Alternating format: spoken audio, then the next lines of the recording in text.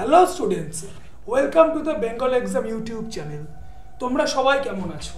আমি তোমাদের দেবায়ন স্যার নিয়ে এসেছি ডব্লিউবিপি জিকে মহাযুদ্ধের প্র্যাকটিস সেট 6। তো তোমরা এই ক্লাসটি প্রথম থেকে শেষ অবধি করো। আমি আশা করছি যারা এই ক্লাসটি প্রথম থেকে শেষ অবধি করবে তারা এই নতুন ক্লাসটি থেকে কিছু না কিছু নতুন ইনফরমেশন পাবে। এবং ক্লাসটি ভালো লাগলে তোমরা দ্য বেঙ্গল এক্সামকে তোমরা লাইক, শেয়ার এবং সাবস্ক্রাইব করতে ভুলো না। এবং তোমরা আমাদের এখানে যদি ক্লাস করো তো এখানে তোমরা WBP KP, constable, RRB NTPC, sub inspector, PSC clerkship, PSC miscellaneous, WBCS সহ আপকামিং যে সকল এনএম জিএনএম সহ আপকামিং যে সকল চাকরির পরীক্ষা তোমাদের সামনে রয়েছে, তোমরা সেই সকল এক্সামের সম্পূর্ণ একটি কমপ্লিট প্রস্তুতি আমাদের এখানে করতে পারবে। এবং সমস্ত ক্লাসের নোটিফিকেশান এবং ফ্রি পিডিএফ পেতে তোমরা দ্য বেঙ্গল এক্সামের যে টেলিগ্রাম পেজ আমি তোমাদের জন্য এখানে নিয়ে এসেছি, সেই টেলিগ্রাম পেজে তোমরা যুক্ত থাকো।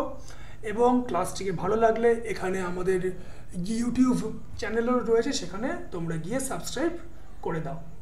এবং আমি তোমাদের জন্য এখানে হেল্পলাইন নম্বর নিয়ে এসেছি। আমাদের হেল্পলাইন নম্বর 7003840858। এই নম্বরে তোমরা ফোন করে তোমাদের যত রকমের কোয়ারি, যত রকমের প্রশ্ন তোমরা রয়েছে সেগুলো তুমি আমাদের আস্ক করো। আমাদের ফ্যাকাল্টি টিম, তোমাদের সকলের প্রিয় নাজমুল স্যার, আমি তোমাদের জিকে স্যার দেবায়ন, দেন তোমাদের সিডিপি স্যার, তোমাদের বেঙ্গলি স্যার সহ আমাদের যত আমাদের ফ্যাকাল্টি টিম রয়েছে তারা সকলেই সম্পূর্ণত ভাবে তোমাদের সাহায্য করার চেষ্টা করবে। এবং ক্লাসটি তোমরা প্রথম থেকে শেষ অবধি খুব মন দিয়ে করো। এবং তোমরা আমাদের এখানে যখন প্রিপারেশন করবে, এখানে তোমরা TET foundation, WBP KP, railway, math foundation, গ্রাম পঞ্চায়েত সহ আপকামিং যে সকল চাকরির পরীক্ষা রয়েছে সকলই চাকরির পরীক্ষাই তোমরা এখানে কভার করতে পারবে। এবং আমাদের এখানে কিন্তু স্টুডেন্টস ভর্তি এখনও তো চলছে। তো যারা এখনও আমাদের সাথে যুক্ত হওনি, আমাদের চ্যানেলে এখনও ভর্তি হওনি, তারা অতি শীঘ্রই খুবই স্বল্পতা মূল্যে আমাদের সাথে ভর্তি হও এবং ক্লাসগুলি প্রথম থেকে শেষ অবধি মন দিয়ে ফলো করো। এবং ক্লাসটি ভালো লাগলে তোমরা গুগল প্লে স্টোর থেকে আমাদের দ্য বেঙ্গল এক্সাম যে অ্যাপটি রয়েছে সেই অ্যাপটিকেও তোমরা ইনস্টল করে নিতে পারো। তো স্টুডেন্টস, আজকের ক্লাসের প্রথম প্রশ্ন, ভারতের সমীক্ষা কোন মন্ত্রকের অধীনে? অর্থাৎ আমাদের যে সার্ভে অফ ইন্ডিয়া এটি আমাদের যে কোন মিনিস্ট্রির আন্ডারে? তো প্রথম ইনফরমেশন আমাদের ডিফেন্স, দ্বিতীয় আমাদের এনভায়রনমেন্ট অ্যান্ড ফরেস্ট, তৃতীয় আমাদের হোম অ্যাফেয়ার্স এবং চতুর্থ আমাদের সায়েন্স অ্যান্ড টেকনোলজি। তো এক্ষেত্রে যেটি আমাদের সঠিক উত্তর হবে সেটি হলো আমাদের সায়েন্স অ্যান্ড টেকনোলজি। তো স্টুডেন্টস, এখন আমাদের জানতে হবে এই যে ভারতের সমীক্ষা বা যাকে আমরা সার্ভে অফ ইন্ডিয়া বলে থাকি, এই সার্ভে অফ ইন্ডিয়া কত সালে এস্টাবলিশমেন্ট হয়েছিল? তো এটি আমাদের 1763 ডিউরিং আমাদের যে ব্রিটিশ ইস্ট ইন্ডিয়া কোম্পানি, সেই সময় আমাদের এই সার্ভে অফ ইন্ডিয়া আমাদের এস্টাবলিশমেন্ট হয়েছিল। এবং এর হেডকোয়ার্টার কোথায়? আমাদের যে উত্তরাখণ্ড রাজ্যের যে দেরাদুন শহর, সেই দেরাদুন শহরেই এই ভারতের সমীক্ষা বা সার্ভে অফ ইন্ডিয়ার হেডকোয়ার্টার। এবং আমাদের এই যে উত্তরাখণ্ড যে রাজ্য, উত্তরাখণ্ড রাজ্যের দুটো ক্যাপিটাল রয়েছে। তো একটি এই যে দেরাদুন, এটি হলো আমাদের যে উইন্টার ক্যাপিটাল, এবং আরেকটি যে ক্যাপিটাল রয়েছে যেটিকে আমাদের বলা হয় গার্সিয়ান। এই গার্সিয়ানকে বলা হয় উত্তরাখণ্ডের সামার ক্যাপিটাল। এবং এই সার্ভে অফ ইন্ডিয়া তোমরা কি জানো স্টুডেন্টস, এটি আমাদের যে ভারতবর্ষের সব থেকে ওল্ডেস্ট ইনস্টিটিউট। অর্থাৎ এর পূর্বে আর কোনো ইনস্টিটিউট ভারতবর্ষে তৈরি করা হয়নি। তো আশা করি তোমরা এই ইনফরমেশনটি তোমরা বুঝতে পারলে। তো আজকের ক্লাসে স্টুডেন্টস দ্বিতীয় প্রশ্ন, ষাঁড়ের লড়াই কোন দেশের জাতীয় খেলা? অর্থাৎ আমাদের যে বুল ফাইটিং, এটি কোন কান্ট্রির আমাদের যে ন্যাশনাল গেমস? তো প্রথম অপশন আমাদের স্পেন, দ্বিতীয় অপশন আমাদের পর্তুগাল, তৃতীয় অপশন আমাদের হাঙ্গেরি এবং চতুর্থ অপশন আমাদের পোল্যান্ড। তো এক্ষেত্রে যেটি আমাদের সঠিক উত্তর হবে সেটি হলো আমাদের স্পেন। তো স্টুডেন্টস, এখানে তো আমরা স্পেনের আমরা ন্যাশনাল স্পোর্টস সম্পর্কে জানলাম। এখন আমাদের জানতে হবে যে এই যে বুল ফাইটিং বা যে ষাঁড়ের লড়াই, এরকম একটি খেলা আমাদের ভারতবর্ষ দেখা যায়। তো সেটির নাম কি? তো সেটি হলো আমাদের জাল্লিকাট্টু। এবং এটি ভারতবর্ষের কোন রাজ্যে দেখা যায় তোমরা জানো? এটি আমাদের যে তামিলনাড়ু, সেই তামিলনাড়ু রাজ্যে যখন পোঙ্গাল উৎসবটা হয়, সেই পোঙ্গাল ফেস্টিভ্যালের সময় এই যে জাল্লিকাট্টু বা যে ষাঁড়ের লড়াই, এটি দেখা যায়। এবং স্টুডেন্টস, তোমরা আমাকে নিচে কমেন্ট করে জানাও যে আমাদের যে এই ভারতবর্ষের আমাদের ন্যাশনাল স্পোর্টস কোনটি। তো তোমরা এতদিন জানতে যে ভারতবর্ষের জাতীয় খেলা হচ্ছে আমাদের কবাডি, কিন্তু 2024 সালে আমাদের যে স্পোর্টস অথরিটি অফ ইন্ডিয়া, যাকে সংক্ষেপে সাইতে বলা হয়, এই সাই সেই কবাডিকে পরিবর্তন করে আমাদের যে ফিল্ড হকি, সেই ফিল্ড হকিতে গিয়ে ভারতবর্ষের ন্যাশনাল স্পোর্টস বা জাতীয় খেলার নামকরণ করেছে। যদিও প্রকৃতপক্ষে যে কবাডিকে আমাদের ভারতবর্ষের জাতীয় খেলা বলা হলেও এটি কিন্তু প্রকৃতপক্ষে আমাদের জাতীয় খেলা ছিল না, মানে ভারতবর্ষের কোনো জাতীয় খেলা ছিল না। তো এই যে ফিল্ড হকি, তো কবাডিকে আমরা বলতাম জাতীয় খেলা, কিন্তু এটা প্রকৃতপক্ষে কোনো রেকগনাইজড জাতীয় খেলা নয়। তো আমাদের যদি জাতীয় খেলা তোমরা বলতেই হয়, তো এটা হচ্ছে ফিল্ড হকি। এর কারণ তো হলো ভারতবর্ষ আমাদের এই যে ফিল্ড হকিতেই মোট 8 টাইমস তারা পদক জিতেছিল, গোল্ড মেডেল অলিম্পিকে। তো এই জন্যই এই ফিল্ড হকিকে ভারতবর্ষে জাতীয় খেলা করা হয়েছে। তো আশা করি তোমরা এই ইনফরমেশনটি বুঝতে পেরেছো। তো দেরি না করে পরবর্তী প্রশ্নে আমরা চলে যেতে পারি। তো পরবর্তী প্রশ্নে যাওয়ার আগে আমি তোমাদের আমাদের ক্লাস রুটিন সম্পর্কে তোমাদের বলতে চাই। তো তোমরা আমাদের ক্লাস যখন ফলো করবে, তো তোমরা ইউটিউবে যখন আমাদের ক্লাসগুলো যখন পাবলিশ করাতে হয় সোম থেকে শনিবার, তো সেই শনিবারের যে টাইমিংগুলো রয়েছে, সেই টাইমিংগুলি তোমরা অবশ্যই ভালো করে চোখ বুলিয়ে নেবে। যেরকম আমার টাইমিং সন্ধ্যে 7টা, তোমাদের সকলে নাজমুল স্যার, তোমাদের ইংলিশ ম্যাম, তোমাদের ম্যাথ ম্যাম, তোমাদের বেঙ্গলি স্যার, তোমাদের সিডিপি স্যার, সকলের টাইমিং এখানে দেওয়ার রয়েছে। এবং ক্লাসটিকে ভালো লাগলে তোমরা দ্য বেঙ্গলি এক্সাম যে অ্যাপটি রয়েছে, সেটিকে তোমরা গুগল প্লে স্টোর থেকে তোমরা ইনস্টল করে নিতে পারো। তো আজকের ক্লাসে স্টুডেন্ট পরবর্তী প্রশ্ন, চণ্ডীগড় রক গার্ডেন এটি কে তৈরি করেন? তো প্রথম অপশন কিষাণ চাঁদ, দ্বিতীয় নেকচাঁদ, তৃতীয় জ্ঞানচাঁদ এবং চতুর্থ মূলচাঁদ। তো এক্ষেত্রে যেটি আমাদের সঠিক উত্তর হবে সেটি হলো আমাদের নেকচাঁদ। তো এখন আমাদের জানতে হবে এই যে চণ্ডীগড় রক গার্ডেন যেটি নেকচাঁদ তৈরি করেছিলেন, তো এরকমই একটি রক গার্ডেন আমাদের কেরালাতেও অবস্থিত। এটিও আমাদের বিখ্যাত ভাস্কর্য আমাদের যে নেকচাঁদ ইনি তৈরি করেছিলেন। এবং এই যে কেরালাতে যে রক গার্ডেনটি রয়েছে, এটি কত সালে তৈরি করা হয়েছিল স্টুডেন্টস তোমরা জানো? এটি 1999 সালে তৈরি করা হয়েছে।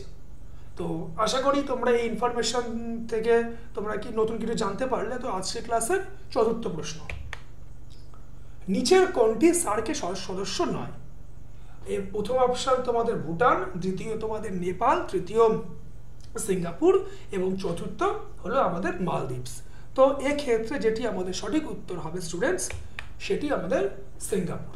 তো এখন আমাদের জানতে হবে এই যে সার্ক, এই সার্কের ফুল ফর্ম কি? তো এটির full form south Asian association for regional cooperation.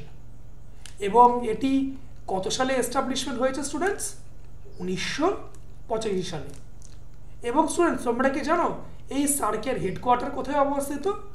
এটি আমাদের যে কাঠমান্ডু, যেটি আমাদের কান্ট্রি অফ মাউন্টেন যাকে বলা হয়, সেই দেশ নেপাল, তা সেই দেশের এই সার্কের হেডকোয়ার্টার অবস্থিত। এবং এই সার্কের টোটাল নাম্বার অফ মেম্বার্স কত স্টুডেন্টস? নাম্বার অফ মেম্বার্স হলো 8, অর্থাৎ আমাদের দক্ষিণ এশিয়াতে যত রাষ্ট্র রয়েছে সেই সবকটি রাষ্ট্র এই সার্কের মেম্বার। এবং এই যে মেম্বারগুলি রয়েছে এই মেম্বারগুলিকে মনে রাখার জন্যে এর একটি ট্রিক্সও আমি তোমাদের বলে দিচ্ছি। সেই ট্রিক্সটি হলো MBBS পেইন, অর্থাৎ আমাদের যে M ফর আমাদের মালদ্বীপস, B ফর আমাদের বাংলাদেশ, B ফর আমাদের ভুটান, S ফর আমাদের শ্রীলঙ্কা, P ফর আমাদের পাকিস্তান, A ফর আমাদের Afghanistan, sorry students, I for India and N for আমাদের নেপাল। অর্থাৎ এটি হলো আমাদের সার্ক। এবং আমাদের সিঙ্গাপুর আমাদের কাদের মেম্বার? এই সিঙ্গাপুর আমাদের যে association of south east Asian regional cooperation, association of Nations, সেই এশিয়ানের মেম্বার হলো এই সিঙ্গাপুর। তো আজকের ক্লাসের পরবর্তী প্রশ্ন, এশিয়া এবং প্যাসিফিকের জন্য অর্থনৈতিক এবং সামাজিক কমিশন বা এসকার এটি কোথায় অবস্থিত? তো প্রথম অপশন আমাদের কুয়ালালামপুর, দ্বিতীয় আমাদের ম্যানিলা, তৃতীয় আমাদের ব্যাংকক এবং চতুর্থ আমাদের সিঙ্গাপুর। তো এক্ষেত্রে যেটি আমাদের সঠিক উত্তর হবে সেটি হলো আমাদের ব্যাংকক। এবং আমাদের এই যে এসকার এটি আমাদের কত সালে এস্টাবলিশমেন্ট হয়েছে? তো যে ইয়ারে আমাদের যে এশিয়ান ডেভেলপমেন্ট ব্যাংক বা এডিবি এস্টাবলিশমেন্ট হয়েছিল ঠিক একই ইয়ারে এই এসকার অর্থাৎ 1966 সালে এই এসকার আমাদের এস্টাবলিশমেন্ট হয়েছে। এবং আমাদের এই যে কুয়ালালামপুর থেকে আমাদের একটি ইনফরমেশন জানতে হবে, যেটি হলো এই কুয়ালালামপুরেই আমাদের যে ওয়ার্ল্ডের সবথেকে যে হাইয়েস্ট যে অফিস বিল্ডিং যেটিকে বলা হয় পেট্রোনাস টুইন টাওয়ার, সেটি এই কুয়ালালামপুরে মালয়েশিয়ার যে রাজধানী শহর সেখানে অবস্থিত। এবং আমাদের এই যে সিঙ্গাপুরে একটি অর্গানাইজেশনের হেডকোয়ার্টার রয়েছে যেটি হলো আমাদের এশিয়া প্যাসিফিক ইকোনমিক কর্পোরেশন বা APEC। এবং তোমরা কি জানো এই যে এসকার এটি হলো আমাদের যে ইউনাইটেড নেশনস অর্গানাইজেশন বা UNO এরও একটি হলো এর হলো একটি পার্ট। তো এটি কি ধরনের পার্ট? এটি হলো তার মেইন চিফ অর্গ্যান। তো তোমরা তো সকলেই জানো এই ইউনাইটেড নেশনসের মধ্যে দু রকমের অর্গ্যান হয়, একটি হলো আমাদের মেইন চিফ অর্গ্যান এবং অপরটি হলো অ্যাসোসিয়েটেড অর্গ্যান। তো এই যে এসকার এটি হলো আমাদের ইউনাইটেড নেশনস অর্গানাইজেশনসের একটি মেইন চিফ অর্গ্যান।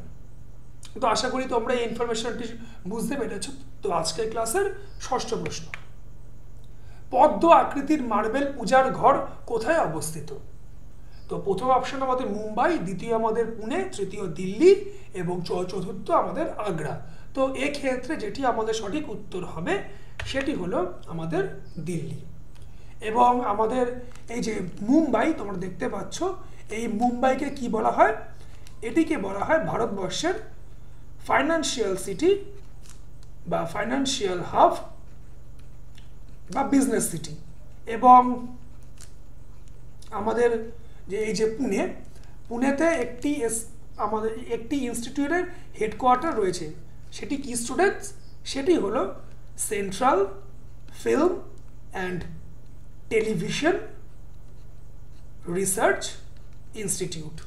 এবং এটি আমাদের কত সালে এস্টাবলিশমেন্ট হয়েছে? 1960 সালে। এবং স্টুডেন্টস তোমরা আমাকে কমেন্ট করে জানাও এই যে central film and television research institute এর অ্যাট প্রেজেন্ট আমাদের প্রেসিডেন্ট কে রয়েছে?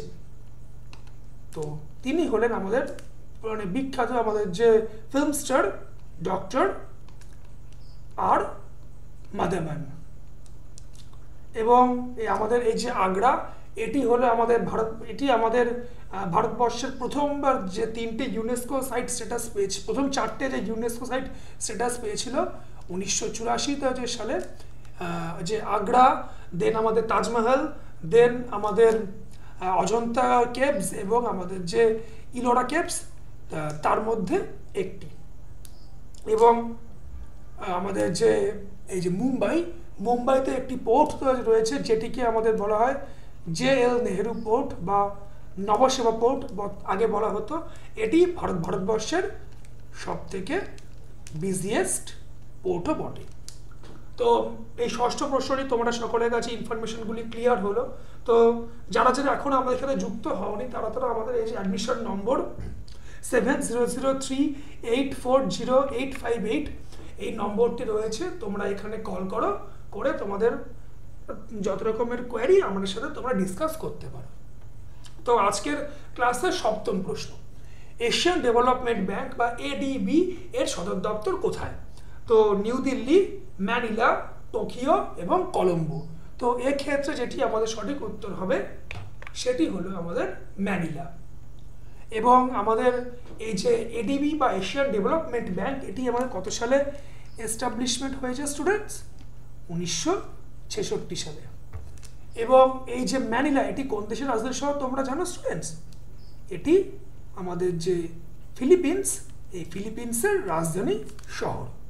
এবং এই ফিলিপিন্স থেকে একটি অ্যাওয়ার্ড দেওয়া হয় যেটিকে বলা হয় রামন ম্যাগসেসে অ্যাওয়ার্ড। এবং এটি এটি কত সাল থেকে প্রথম দেওয়া হয়েছিল? আমাদের যে 1952 থেকেই প্রথম এই অ্যাওয়ার্ডটি দেওয়া শুরু হয়েছিল। অনারেবল মানে ফিলিপিন্সের ওই সময় যে honourable prime minister Ramon Magsaysay তার নামানুসারে।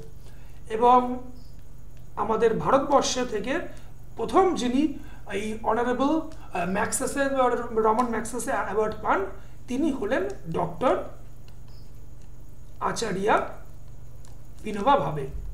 এবং তিনি কত সালে এই অ্যাওয়ার্ডটি পেয়েছিলেন তোমরা কি জানো?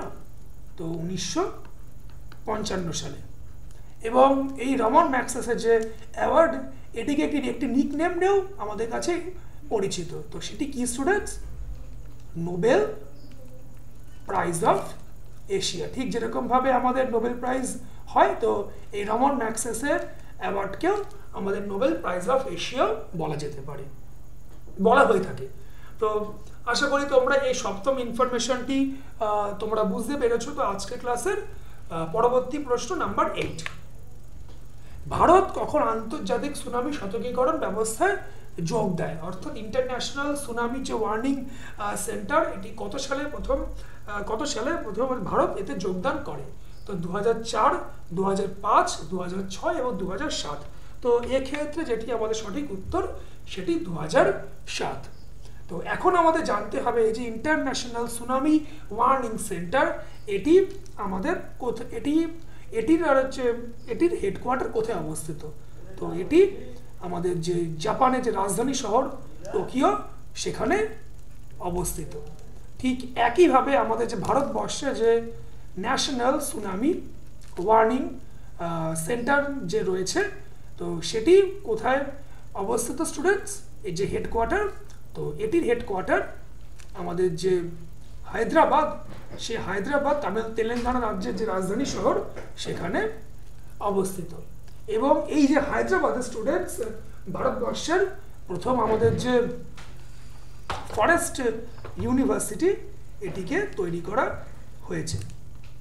এবং এই হায়দ্রাবাদেই আমাদের ভারতবর্ষের প্রথম আমাদের ওপেন ইউনিভার্সিটিকে তৈরি করা হয়েছিল, যেটিকে বলা হয় আমাদের ভীমরাও আম্বেদকর ওপেন ইউনিভার্সিটি, যার বর্তমান নাম হায়দ্রাবাদ ওপেন ইউনিভার্সিটি বা HOU।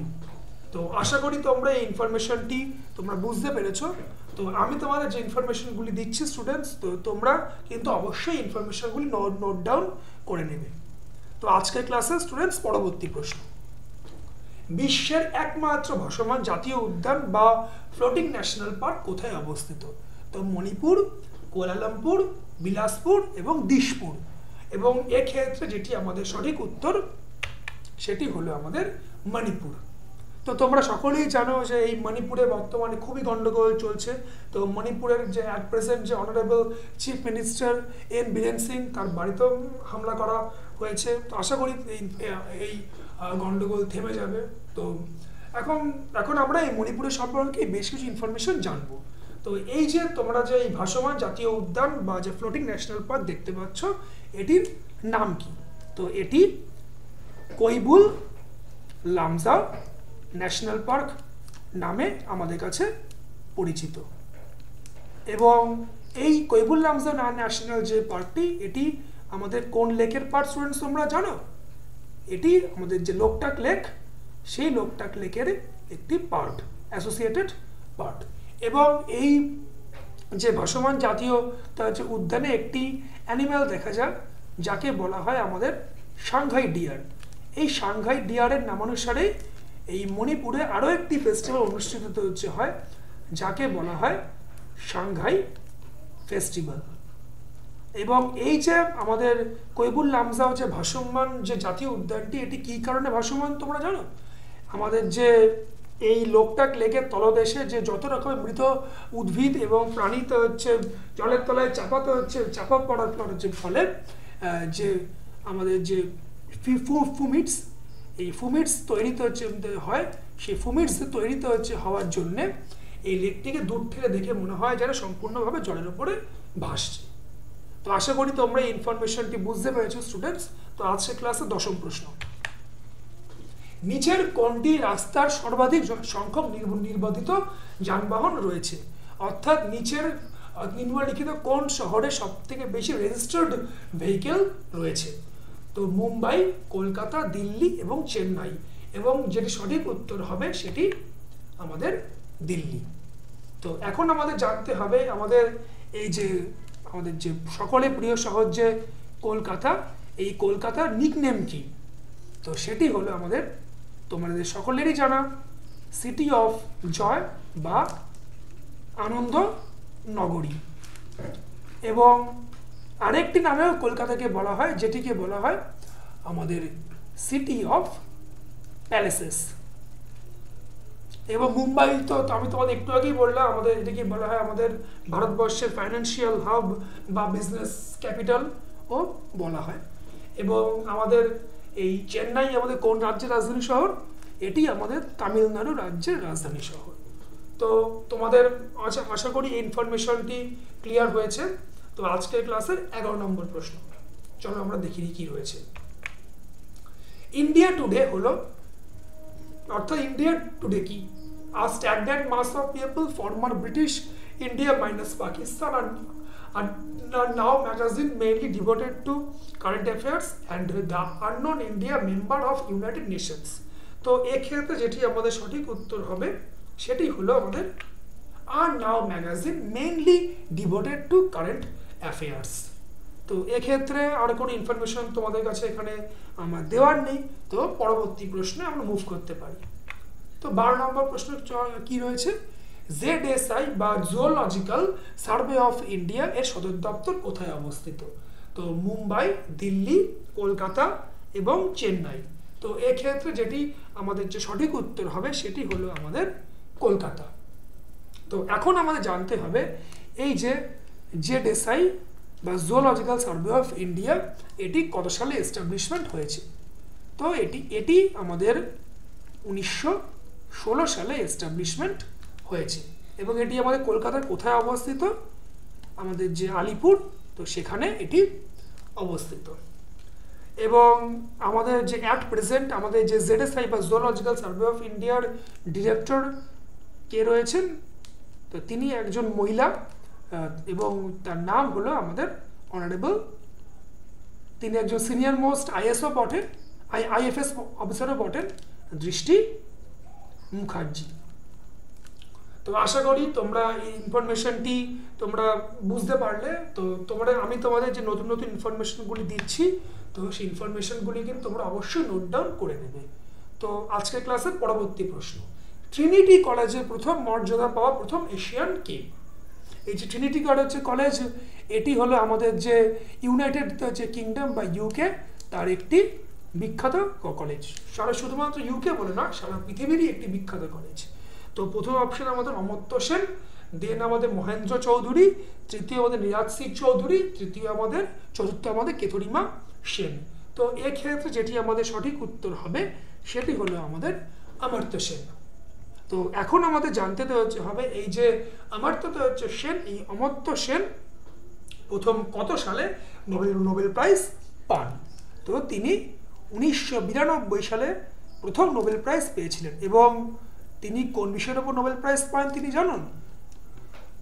তিনি আমাদের যে ইকোনমিক্স বা অর্থনীতি, এবং আরও যদি ডিপলি ভাবে আমরা দেখি তো ওয়েলফেয়ার ইকোনমিক্স, সেই ওয়েলফেয়ার ইকোনমিক্সের ওপরই তিনি এই নোবেল প্রাইজটি পেয়েছিলেন। তিনি একজন হার্ভার্ড যে আমাদের ইউনিভার্সিটি তার একজন প্রাক্তনী স্টুডেন্টও বটে এবং অ্যালুমনিও বটে। তো আজকের ক্লাসের পরবর্তী প্রশ্ন নাম্বার 14 স্টুডেন্টস, টোডা কোথায় দেখা যায়? অর্থাৎ এই যে টোডা, তো টোডা হলো একটি তোমাদের আদিবাসী গোষ্ঠী বা ট্রাইবাল পিপল।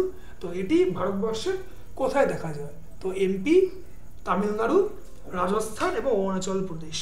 এবং এক্ষেত্রে যেটি আমাদের সঠিক উত্তর সেটি হলো আমাদের তামিলনাড়ু। তো এখন আমাদের জানতে হবে এই যে তামিলনাড়ু রাজ্য, এই তামিলনাড়ু রাজ্যে বেশ কিছু ঘটনা ঘটেছিল। তো যেরকম আমাদের এই তামিলনাড়ু রাজ্যে ভারতবর্ষে প্রথম আমাদের মিড ডে মিল স্কিম চালু করা হয়েছিল, যেটিকে গভর্নমেন্ট অফ ইন্ডিয়া 1995 সালে নিজেদের অধীনে গ্রহণ করে এবং তারা এর নাম পরিবর্তন করে রাখে পিএম পোষণ।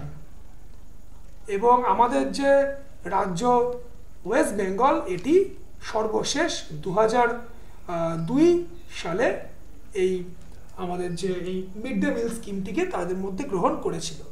এবং আমাদের এই যে মধ্যপ্রদেশ, এই মধ্যপ্রদেশ বা এমপির একটি নিকনেম রয়েছে যেটি হলো আমাদের টাইগার স্টেট অফ ইন্ডিয়া, এবং আরেকটিও রয়েছে যেটি হলো আমাদের হার্ট অফ ইন্ডিয়া।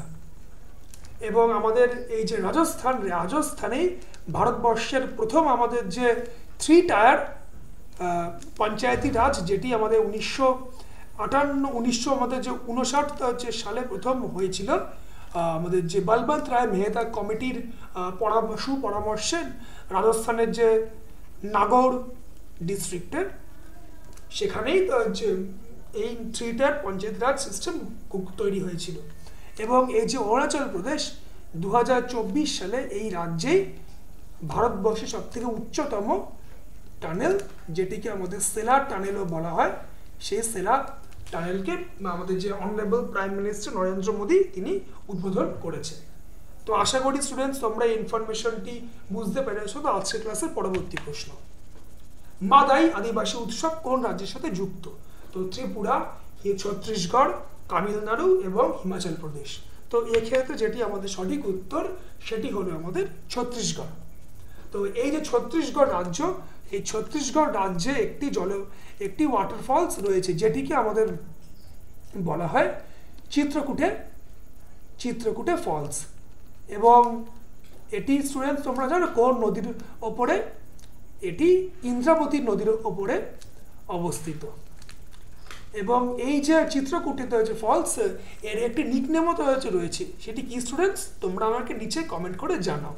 তো সেটি হলো আমাদের নায়াগ্রা ফলস অফ ইন্ডিয়া।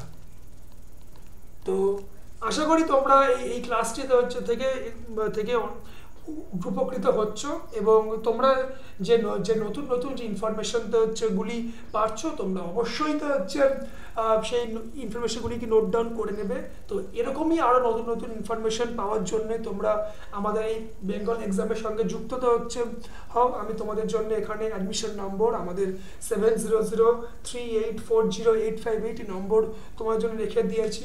এখানে তোমরা WBP TET, WBP KP, clerkship, panchayat, NM, GNM, RRB, NTPC সহ আপকামিং তোমাদের যে সকল চাকরির পরীক্ষা রয়েছে সেই সকল চাকরিতে পরীক্ষার অতি স্বল্পতা মূল্যে তোমরা সবথেকে বেস্ট প্রিপারেশন আমাদের চ্যানেলে তোমরা করতে পারবে। তো আজকের ক্লাসে স্টুডেন্টস পরবর্তী প্রশ্ন নাম্বার 16, চলো দেখে নেওয়া যাক কি রয়েছে পরবর্তী প্রশ্নতে। এক পরিবার একটি চাকরি অর্থাৎ ওয়ান ফ্যামিলি ওয়ান জব প্রকল্প প্রথম কোথায় শুরু হয়েছে? তো প্রথম অপশন আমাদের মিজোরাম, দ্বিতীয় আমাদের পুদুচেরি, তৃতীয় আমাদের সিকিম এবং চতুর্থ আমাদের গোয়া। তো এক্ষেত্রে যেটি আমাদের সঠিক উত্তর হবে সেটি হলো আমাদের গোয়া। এবং আমাদের এই যে মিজোরাম রাজ্য তোমরা দেখতে পাচ্ছ, এটি হলো ভারতবর্ষের সবথেকে জঙ্গলময় রাজ্য বা ফরেস্টেড স্টেট। এবং এই যে আমাদের যে সিকিম, সিকিম তো হলো ভারতবর্ষের একমাত্র ফুললি অর্গ্যানিক স্টেট। এবং এই সিকিমেই প্রথম আমাদের যে এআই বা আর্টিফিশিয়াল ইন্টেলিজেন্সকে কাজে লাগিয়ে আমাদের যে রোডওয়ে ট্রাফিক সিস্টেম এখানে সেটিকে ডেভেলপড করা হয়েছে। এবং আমাদের যে পুদুচেরি হলো আমাদের ভারতবর্ষের সবথেকে যে স্মলেস্ট, আমাদের যে সবথেকে স্মলেস্ট বলা যাবে না, আমাদের সবথেকে ডেন্সলি পপুলেটেড আমাদের হচ্ছে ইউনিয়ন টেরিটরি।